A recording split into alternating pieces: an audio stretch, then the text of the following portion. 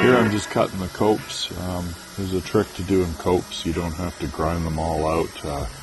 You can cut them left to right in the chop saw and cut your two corners off, basically, depending on the size of the corners you need to cut off for your copes. I see lots of people using drills and grinders to cut their, to chop their copes into their pipe or a zip cut and stuff like that. I have a very basic way. It's just two sides on a chop saw. You clean up the edges a little bit. Sometimes you have to thin out the material or bevel it a little bit to have a nice clean fit. But as you can see, I'm just throwing this together and you can see the fits wrap pretty nice.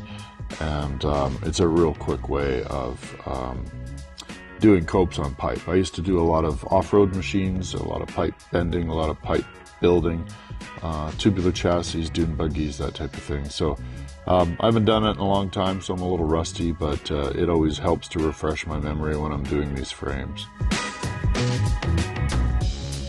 This is a old trick for laying out a cope in a pipe. If you want to do a actual 90-degree cope, you just follow along here, and it's a pretty simple method.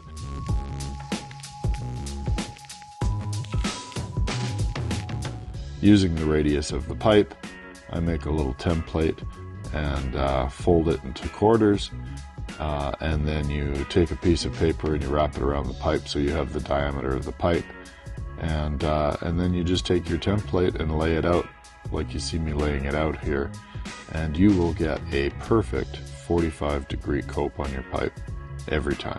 Super easy, really quick and easy. Works great on smaller pipe because you can do it real quick, but it works on big pipe too. So if you want to make a quick template, trace it, quarter it, lay out some lines, and just follow the steps that I've done here, or look it up online. You'll be able to find it, I'm sure. And as you can see here, it does a great cope.